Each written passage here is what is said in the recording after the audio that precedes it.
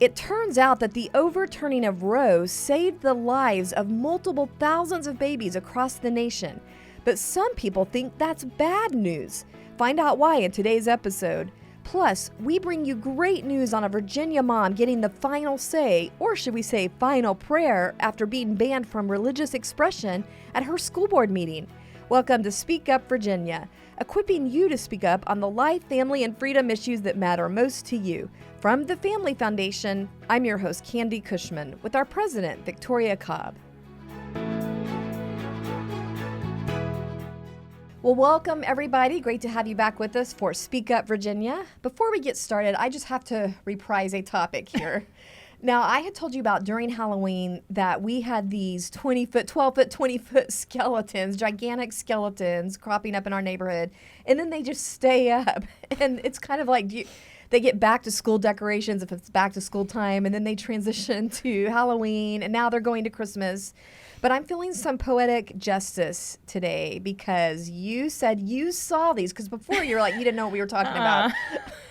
I just texted you the other day. I was like, oh my goodness, I see the skeletons are still here and it's Christmas time. They just literally put a Santa hat and maybe lights, like there were like lights on the one that I saw and a hat. And so somehow now this is a Christmas decoration.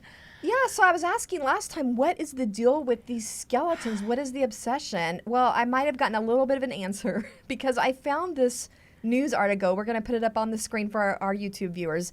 I found this news article from a couple of years ago, and it says that there was this special at Home Depot where they were selling these huge skeletons. So we just buy what's on sale, yeah, whether it makes any sense or not. Well, apparently it was enough of a trend to make national news, so people were putting them up, and then they just thought, wait a minute, this is going to be a huge pain to take down. No, I think it's not just a pain to take down. I bet they don't have a place to store it, because I looked at how tall the one was. It was literally and it was in the yard of a ranch house, and so it's not a multi-story house, and so the skeleton almost looked taller. I mean, I don't know if it was taller than the house, but visually as I was passing it, and I'm thinking to myself, yeah, it's still up because you couldn't figure out what to do with it to take it down. Because, I mean, who has an attic or whatever? You're going to do it in pieces. Well, I guess you put all the bones in a pile because they are just bones. But I just want to say something. Okay, I know I vented about this for Halloween. Okay, but at least the holiday of Halloween is kind of dark and about death kinds of things. Yeah. Christmas is about life and birth, and now we still have death-related things on life and birth holidays. It's upsetting. Stop transitioning death theme to Christmas. It almost not appropriate. Feels so just like the culmination of our culture going south is adding death into the holiday about birth. I mean, I did kind of wonder if that Tim Burton cartoon, The Nightmare Before Christmas, probably didn't help. I don't know if it has these skeletons in it, but I just kind of wondered that popularized the whole macabre thing. There are so many great happy things you can put in your yard or whatever. So many lights. Why was that insufficient? Why do we have to add skeletons? All right. I mean, that's the more profound objection, but I just don't like having year-round decorations. Yeah, also that. We have one house in our neighborhood that is trying to desperately make it on the Tacky Lights tour. So this is a thing in Richmond. I don't know if it's in every city where you overdo the lights and people literally take limousine rides and they make it a whole. Anyway, we have one that's been trying, but they literally kind of do year-round. It turns into Christmas during Christmas, but then it's become tacky Halloween, and there's fall has a million decorations. Valentine's Day. Literally every holiday. So we kind of have this one house that's year-round decorations that aren't necessarily tasteful, although that particular house has not gone to this 20-foot skeleton. So at least there's that. It's coming. Yeah. All right. Well, moving on. Last time we were together, it was kind of a difficult time because we were still processing the aftermath of this rather disappointing election that we all experienced. And I guess we're still kind of coping with that. We did find out about some more encouraging school board results, so that's helpful. But since it was so serious last time, I thought let's start out with some better news, at least better. So in the wake of what we've been working through, I thought it would be good to start with this really amazing study that was reported in some pretty liberal outlets, including New York Times, NPR. And so it's kind of amazing that they're highlighting it. And what they're saying is that since the Supreme Court overturned Roe, the lives of at least some 32,000 babies have apparently been saved as a result of these states that have been freed up to have more limitations on abortion. Just can you bring us up to speed on what you've seen with these stats and what your thoughts were on it. Yeah, of course, I'm really excited about it, but let me just kind of tell you what it is. So it's the Institute of Labor Economics, and they basically analyze CDC data. And so they reported this 32,000 lives that are in states, as you said, that have passed something more restrictive on abortion, and this is all post-Dobbs data. So this is after the states had the right to do that. And basically the way the researchers put it is, quote, in the first 6 months of 2023, birth rates rose by an average of 2.3% in states enforcing total abortion bans compared to the control group, right? So you got two sets of data. Unfortunately, Virginia's on the wrong side of that control group, but where basically the other states where they're allowing abortion still to have way too much reign over our unborn children. And basically they're saying there's 32,000 lives out of this that have been born. It's pretty awesome. And keep in mind, that's just the first few months, right? That's only 6 months study. So I can't imagine. Give it a year, give it a couple of years. I mean...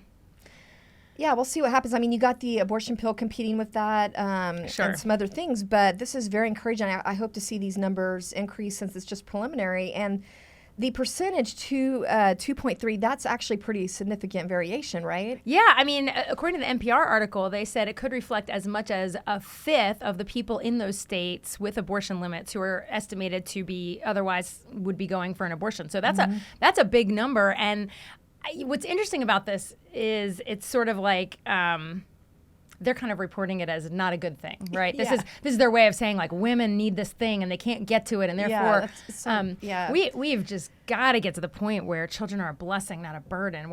How are we going to, as a society, understand that better? It is so crazy that they are reporting this as a bad news story. Like, to them, this is bad news that babies are being born.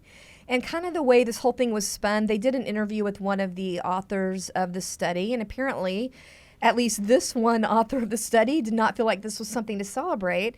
And this professor told the New York Times, quote, "This is an inequality story." And kind of the case they were making was that these stats supposedly reveal in these states with more limitations, more protections for the unborn, that these women couldn't find their way to an abortion clinic or get access to an abortion. So they actually called these women trapped. That was the word used. That was kind of the whole spin. That's their story. I want to hear what the Victoria story is on this. Yeah, there's a ton of things to say about this. I want to start with saying that they, the study showed, typically it's younger folks that this was their point about who it's affecting. It's younger women, and they're typically Black or Hispanic is sort of their point. And I got to be honest with you, that speaks to the toll that abortion has taken on the Black community. And this can be talked about in great detail, but I would think that they should see that actually as a sign of hope, that there are more babies coming into these communities. And, I think there are people who have opined about what the racial injustice situation would be in our country if we hadn't had abortion take such a toll on the Black community. So there's a lot. And Hispanic now. And now the Hispanic community. But here's an interesting sort of thing that isn't in this. Okay, so we have a bit of a budget crisis going on in our country. We're spending into the deficits. It's a whole disaster. And here's what's interesting about that. We've got a situation. So Social Security is what they call a contract between the generations. Essentially, the working generation pays into Social Security while the older people pull out. Okay. In America, the replacement rate is we need to have women having 2.1, I know that sounds weird, we're not going to have a 0.1 child, but 2.1 children to replace the existing generation. We're at 1.7, which means our Social Security situation is going to basically go bankrupt because we don't have enough people paying in for the people that are pulling out. We're fixing that. So even people who don't care about human life, don't believe children are a blessing, I don't understand how they're not looking at this economically and saying we're fixing that. Now, I will say, this is a call for the pro-life community because it also means we have to do more to help these women who didn't feel like they could birth a child, now are. What is the support system around them that they need? Something like they say about 55% report a major life circumstance is the reason that they're drawing themselves towards abortion. So they lost a job, something like that. So what are we doing also? So this is not just a celebration point. This is a call. What are we doing for these women to make sure that they are not headed towards poverty, that they are not lacking a job, whatever it is that they made them think about abortion? Yeah, we got to continue to put that bubble around them. So anyway, there's so many things that can be said about this. I feel like that is a key part of this. But I can't help saying, In what other forum or issue would it be okay to say to mourn the fact that more Hispanic and Black babies are born? I mean, nowhere. That is completely Yeah. unacceptable, except when we talk about abortion. Right. So I think that says a lot. Unbelievable. But moving on, here in Virginia, unfortunately, we're still dealing with more of the the real bad news. It did not take long for our newly elected left-wing Democratic leadership to swing into action and propose a sweeping constitutional amendment that would enshrine unlimited abortion into our law, would codify it in our Constitution. Tell us about that. Yeah, so it's a constitutional amendment that's being proposed to protect, quote, reproductive choice. Interestingly, the word abortion doesn't show up in this. This is always the way. We sort of dodge the actual issue by sort of coding it in nice, happy words. And so it's a bit, I would say, deceptive in nature. But basically the wording says every individual has the fundamental right to reproductive freedom. And they're exalting unlimited abortion in the highest form, and saying that we can't protect these things.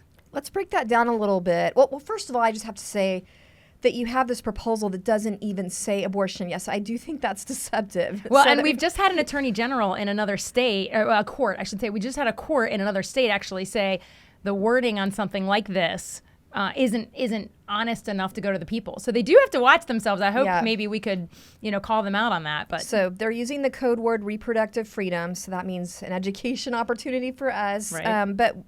So you cited the wording, every individual has the fundamental right to reproductive freedom. So break that down a little bit. How does this exalt abortion to a higher level of protection? Well, folks in our audience know we talk about the fundamental parental right, right? We use it a lot of times, that word fundamental, around parental rights. Why is the word fundamental so important?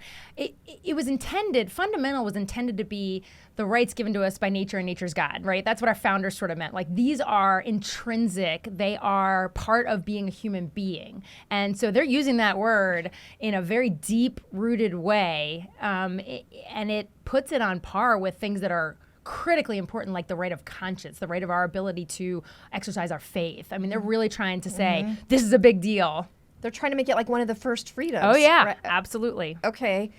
Well, there's some other wording in here that I think is confusing for the average layperson. I'm going to go ahead and read it, but I'm going to rely on you to break it down for people. So it refers to, quote, all matters related to one's pregnancy shall not be denied, burdened, or infringed upon unless justified by a compelling state interest and achieved by the least restrictive means that do not infringe on an individual's autonomous decision-making. What does that mean? Well, all things. So it's going as wide as possible, that this is everything related to pregnancy. I just want to bring out the fact that abortion isn't the only thing related to pregnancy. So are things like, we've battled laws like this idea of surrogate children coming into the world, that we've literally gone out and picked a parent and implant, like literally sort of this designer baby. I mean, there's a lot here that could fit in that's there. Beyond that we need to be really careful about, and people really need to think through. And then, of course, this whole idea that unless it's justified by a compelling state interest, well, we think the state has a compelling interest in the unborn child, right? Yes. Like, we think life is a fundamental compelling interest, or Social Security, as I was just mentioning, things like that. But we'll talk about it. It goes on to make sure that it's clear that that's not what they're talking about. So that's a real concern. I found it interesting that they use the word autonomous, since we had this previous discussion of self-autonomy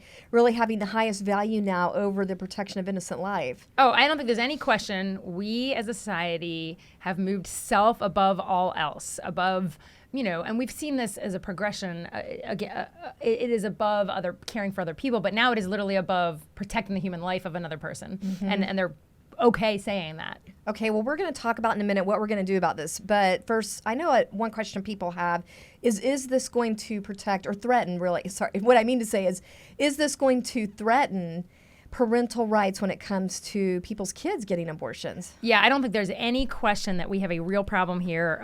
One of the very few restrictions we still have in Virginia on abortion is parental rights, that a teenager, when they come to this moment where they're in a crisis and they are considering abortion, they need to involve a parent. And we couldn't speak more about how important that is. And so, yes, it is, because, again, they actually outline that the only compelling interest that could ever be in play here is the health of the woman. So the next sort of sentence talks about that's the only thing that's going to matter. And therefore, even parental rights, which is a fundamental right, right? Yes. They're going to say, because that next line says the only compelling interest we think the state could ever have is in the woman, there will never be a compelling interest to save the child. The child, there's nothing. The child's life. Right. Yeah. So even if even if viability, or we can talk about other reasons why you would say this is a compelling interest. At this point, the child can be born outside the womb. At this point, for example, the idea that people the pain part. Another compelling interest is the idea that we don't want a society that says we don't like women, we're going to abort all female girls. It wouldn't be a compelling interest. Think about that. Like sex discrimination in abortion would not be a compelling interest. So there's going to be nothing, and parental rights is one of those things. And so, yes, I think this would immediately come into play of attempting to strike down our parental rights on abortion. So we really are opening up Pandora's box here. And I think people need to realize with parental rights, I mean, that is a huge barrier to sexual exploitation. Yes, sex trafficking. Yeah, because if you don't have to have parental rights, you can bring in this 12-year-old, 13-year-old girl as a sex trafficker, get another abortion. I mean, that eliminates a huge barrier to that. There's zero question that we have just made it easier in the lives of sex traffickers, pimps, other people that are taking advantage of women, and coerced boyfriends. The men involved in this pregnancy now play a bigger part in pressuring women, because the parent, when they're under 18, that parent can't step in and try to be her protector. Well, and we've seen news stories about abusive boyfriends doing this. Yes. But I'll just kind of move ahead here to, some people are saying that this is our version that's proposed right now, Virginia version, is actually worse than the Ohio one. Is that true in your mind? It is certainly worse in the area of abortion. Ohio's language swept in all sorts of other issues. But on the fact of abortion, because we explicitly have in this language that this compelling interest can only pertain to the individual, it means viability is not even in question. And I think Ohio tried to trick people, is what Ohio tried to do. They had lip service to the idea of viability. So it kind of said something about viability, but then it said, oh, by the way, but in the case that it's already viable, you can still have a physician step in and say it's okay for the life and health of the mother. Is that mental health? Is that broad so exceptions? We felt like the exception was enough to run a truck through, but at least they acknowledge there's a thing called viability, and that matters. So which just we don't. to clarify for people, viability, I mean, we're talking about the point at which a baby can survive outside the womb. So we're talking about the whole infamous Northam kind of statement. Oh yeah, up until the moment of birth. Or Yeah, after. If the baby's on could survive on the delivery table. Yes, this is. America has been having a conversation about late-term abortion, partial birth abortion since the 90s. But this is literally saying, and we're talking about that. We mean that's okay, and we can't protect against ripping a child apart when they are literally. Yeah. I mean, this is horrible wording, but I'm telling you, this is what it is. Yeah. Well, and I might have kind of confused the issue, because talking about unborn children with this, I guess this constitutional amendment is specifically addressing unborn children. We're not even getting to the point of delivery. Yeah. So, but the point is, it doesn't even have protection if the baby is so far along that they could survive on the delivery table. Correct. Right? I guarantee you, if we were able to pass a Baby Born Alive Act, so that's a bill we've been trying to pass for a long time that says, look, if a baby is born alive and was intended to have an abortion, there's a botched abortion, we can protect that child with every kind of medical. I mean, that's what it's saying. We're going to step in. That's what that bill is designed to do. I have no doubt if this passed and we also were able to somehow pass that bill, I still think they'd try to challenge it legally and claim that this somehow. Okay. I just think they'd find a way to so it challenge is connected. I would say no, but I would say they'd fight to say that it is. Yeah. All right. I think, again, this Pandora's box, the truly unlimited abortion that we're talking about here. All right, help us understand the process that is going to happen for this to reach the people on a ballot. Well, thankfully, we can't change our Constitution overnight in Virginia, and that is a good news story, and that is because our founders intended for those kind of massive changes, using the words fundamental rights and adding them into the Constitution. They meant for those to be slow. I jokingly tell people, things are slow at the federal level, and they're on purpose. Our founders created a system that didn't just instantly change with the whim of the people. Well, those founders were Virginians, and they set up our state the same way. You watch other states sometimes, and they literally run out and get signatures and then put something on the ballot, and then people vote on it, and it's law. We just don't do that here in Virginia. So this constitutional amendment, the way it works is it will be proposed this year. So the 2024 session, the General Assembly will review it. We will try to block it. Should it pass, we move forward. You'll have a 2025 session. You'll see it kind of dormant for a little while because there's nothing they can do on it that changes the status. But what happens is our code requires that in order to change our Constitution, 2 different General Assemblies have to agree on it. Well, how do you get a different General Assembly? You have to have an election. So that's why it's going to sit dormant, because they're kind of ahead of themselves here, because the next election is 2025. So the House of Delegates, so we'll pass it, sit dormant.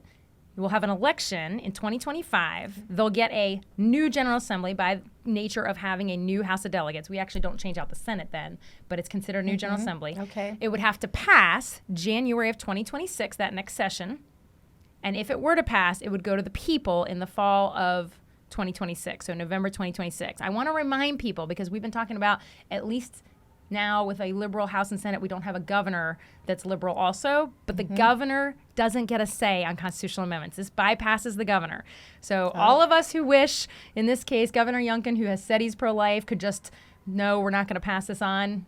He can't. That's not his role. So it's a long process, but it is a little bit of a scary process, and we're in a scary step 1. So that was an excellent explanation. It really was. Thank you. So in a sense, this is the delayed process offers hope for us, a window of hope, because if this was going to go through right now, we do have a high bar to opposing it, because now the House and the Senate in Virginia are controlled by Democrats. So that's going to make things difficult. We're still going to give it our best. We are never going to give up that fight, but it is a high bar. And the cultural climate right now, which we talked about with ballots, with these kind of constitutional amendments, people, the voters, they're not where they should be on this. That's right. So if it were happening right now, that would be scary. But we have this blessing of having a year, as you said, for it to sit, basically. What are your thoughts on whether in the next year or two we can see a shift in culture, especially in Virginia, to get people better educated on just what a Pandora's box this is, just how unlimited it would have no limits on abortion, basically? So I'm actually very optimistic, and maybe that's, people kind of think that's crazy, but I am, and there's a number of reasons. The first one is post-Dobbs, we're only a year out from this radical change in America where we've been on this 50-year direction of legal abortion, and all of a sudden we're writing a different narrative. That has a reaction, and the reaction has been swift, and that's why these other states have gone down, is just sort of people going, wait a second, are we ready for no abortion? And I believe that will tone down, meaning we're so close from when we just got this change. People are really amped up. I think each year from that decision, it will come down a bit. So that's just one little sort of look at history kind of thing. But the second part that makes me really optimistic is that I believe we have a chance to educate folks. I want Virginia to be majority pro-life from the moment of birth. Let's get on this train. You guys are on the wrong side of history when you don't understand that we're protecting human life. Like, one day, people will look back and they'll go, wow, they did this barbaric thing called abortion. I really believe that. I maybe that's insane, but I really believe that. But we're not there yet. But I do think where Virginians are, even in this moment, so we just had an election, everybody's saying it was all about pro-abortion. I think in Virginia where we are now is that people kind of want status quo. They're kind of like, it's okay right now. Don't change it. And I think what happened in our last election is the Democrats made the case that the Republicans were going to change it. Yeah. And the Republicans didn't make the case. The Democrats want to do this extreme thing. The Republicans failed to make that case strong enough. If we ever got to the point where this really was our ballot, they're the ones trying to go extreme. They want to change status quo in a very terrible way. I do think we could really help the public understand that. Now, Am I excited for that opportunity? No. I would like this to not get to the people because I believe that we absolutely should not be changing our Constitution with this kind of fundamental right. I shouldn't even be asking that kind of question, but... Yeah, I totally agree. I think some of them actually made statements that they wanted the status right. quo. And they didn't know what the status quo was. They don't even necessarily have clarity around what is our abortion law, but they just go, okay, I don't see it, I don't hear it, I don't know about it, I don't want to know about it. Let's just... But I mean, the Democrat leaders, some of them made statements. Oh, they acted like they were... Before the election. Oh, 100%. The Democrats quo. acted like their position was, we're going to leave things the way it is. Yeah. And then they come this immediately. Is their first step. And those of us that follow politics knew this, but that's not the everyday person. So, yeah. Yeah.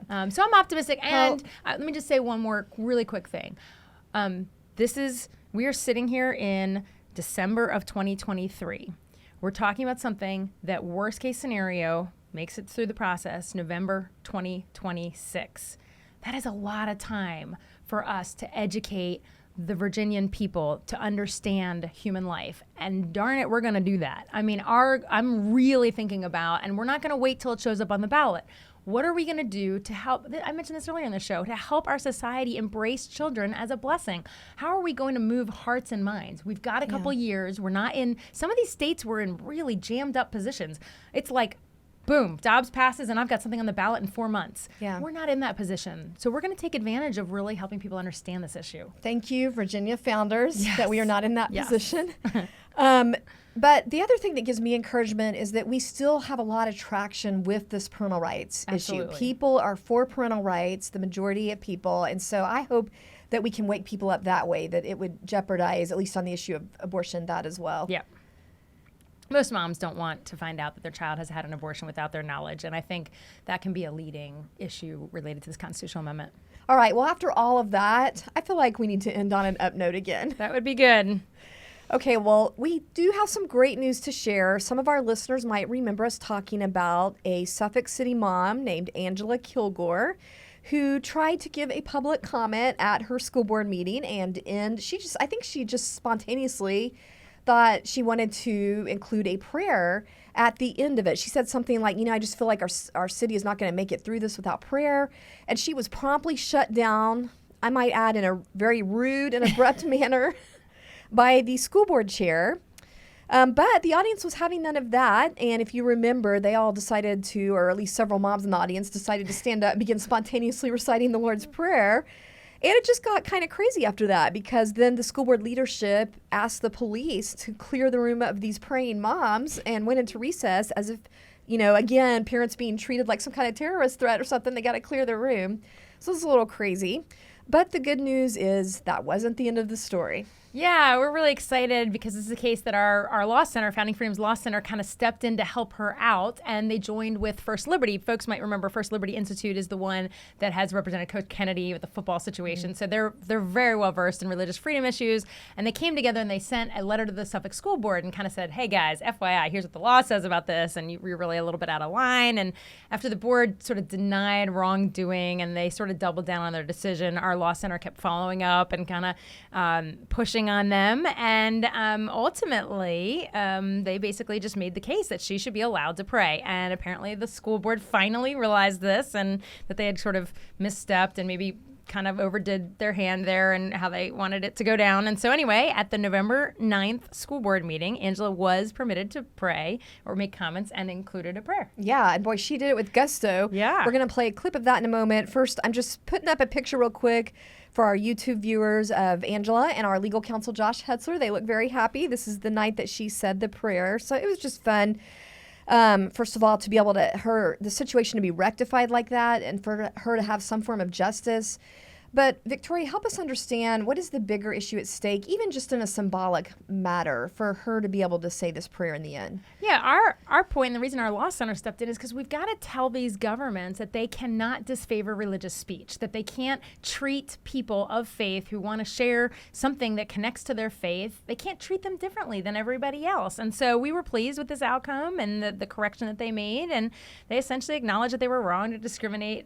I don't know if they exactly completely said it, but they certainly backtracked and allowed her to express her religious speech. Yes, so it seems fitting that Angela was able to have this blessing right before Thanksgiving, and I just want to play a clip of her comment and prayer. This board does not get to tell me when or how to pray. You were wrong by shutting me down. You know it, I know it, and now everyone will know it. With the vote on the transgender policy tonight, I'll leave you with this, Matthew 18:6. But whosoever causes one of these little ones who trust in me to stumble, it will be better for him to have a heavy millstone hung around his neck and to be sunk in the depth of the sea. Heavenly Father, we ask that you would grant our school board wisdom as they seek to shape our laws in rapidly shifting and increasing polarized topic. We pray for your mercy on our nation. Please help our leaders to issue good guidance, particularly regarding education in schools. And may they be courageous in pursuing what is right and just, rather than caving into the demands of ideological pressure groups. Please particularly help them to protect parental rights in knowing what their children are being taught and how they are presenting themselves within school. In your precious name we pray, amen. I think it's really encouraging that you can hear people in the audience clapping for her. I think they felt the victory in this. Some of them were at the original meeting and so forth. So I think it was just important symbolically for those that were observing, in the audience to just be able to see that they can. I think it's also just generally important for people to see that they can push back against government when government does stuff like this. Like, even if this isn't your issue, just seeing that people have the resolve and they go do something about it and they get resolution.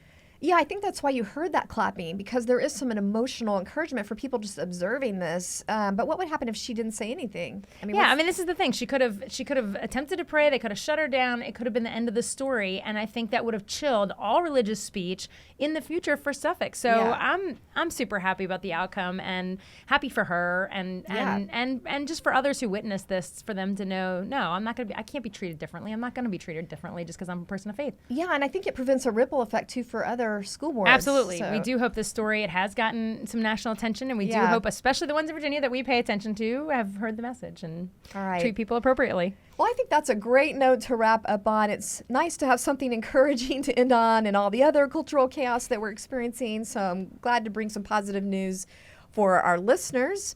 So I just want to remind everyone, remember to share our Speak Up Virginia playlist and get the word out. And also, since we talked a lot about protecting life in the womb today, it is important that you get the word out about this year's March for Life. That's going to happen on February 21st. This is an excellent opportunity for you to be proactive, get the word out that we're not giving up on protecting life in the womb, especially with this constitutional amendment that if passed would be devastating. So you want to get out there and visibly represent and let friends know. Again, February 21st, there's a banner on our webpage. And with that said, remember, we are stronger when we speak together. See you next time.